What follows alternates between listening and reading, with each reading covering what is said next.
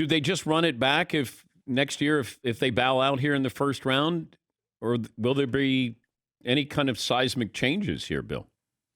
I mean, Rob Pelinka overhauled the roster that won a championship. I have a hard Yeah. time imagining him standing pat with a team that flames out in the first round if that's indeed what happens. There are some big decisions, though. I mean, Dennis Schroeder, who you mentioned earlier, has, in my mind, cost himself a lot of money in these playoffs. I mean, this is a guy who turned down an $84 million contract extension, um, which I think is a huge turning point in this season. By the way, when the Lakers turned around and said, "Okay, you don't want to sign a contract extension, we'll trade you to Toronto for Kyle Lowry," a deal that almost happened, and I think in hindsight would have benefited the Lakers at this point.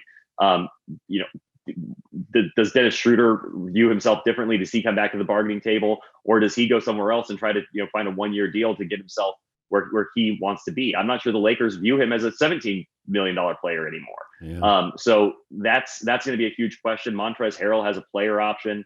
They have big questions at the center position. I don't think Andre Drummond or Marc Gasol is the answer there.